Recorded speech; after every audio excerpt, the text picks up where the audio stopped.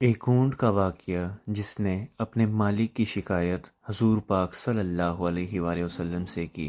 بسم اللہ الرحمن الرحیم۔ سیدنا عبداللہ بن جعفر رضی اللہ تعالیٰ عنہ بیان کرتے ہیں کہ ایک دن رسول اللہ صلی اللہ علیہ وآلہ وسلم نے مجھے اپنے ساتھ سواری پر بٹھا لیا اور خاموشی سے مجھے ایک بات بتائی جو میں کسی کو بھی نہیں بتاؤں گا، اور رسول اللہ صلی اللہ علیہ وآلہ وسلم کو قضائے حاجت کے لیے چھپنے کے لیے دو جگہ بہت زیادہ پسند تھی، یا تو کوئی اونچی جگہ ہوتی یا کھجوروں کا جھنڈ ہوتا۔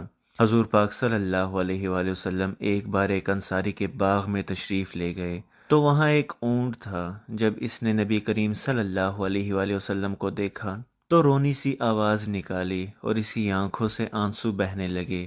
نبی کریم صلی اللہ علیہ وآلہ وسلم اس کے پاس آئے اور اس کے سر پر ہاتھ پھیرا تو وہ چپ ہو گیا، یعنی کہ وہ چپ ہو گیا، اس نے رونا بند کر دیا۔ پھر آپ صلی اللہ علیہ وآلہ وسلم نے پوچھا، اس اونٹ کا مالک کون ہے؟ یہ کس کا اونٹ ہے؟ تو ایک انصاری جوان آیا اور کہا کہ اے اللہ کے رسول صلی اللہ علیہ وآلہ وسلم، یہ میرا ہے۔ حضور پاک صلی اللہ علیہ وآلہ وسلم نے فرمایا، کیا تو اس جانور کے بارے میں اللہ سے نہیں ڈرتا جس کا اس نے تجھ کو مالک بنایا ہے؟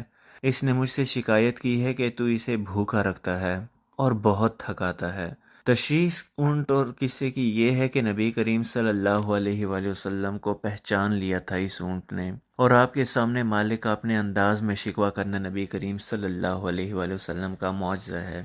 جانور سے اسی قدر کام لینا چاہیے جو اس کی طاقت و ہمت کے مطابق ہو۔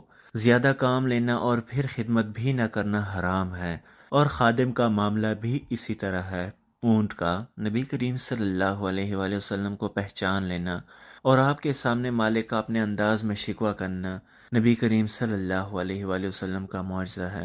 اللہ پاک ہمیں نبی کریم صلی اللہ علیہ وآلہ وسلم کی بتائی ہوئی تعلیمات پر عمل پیرا ہونے کی توفیق عطا فرمائیں، آمین یا رب العالمین۔ اللہم صلی علی سیدنا محمد وعلی آل سیدنا محمد وبارک وسلم۔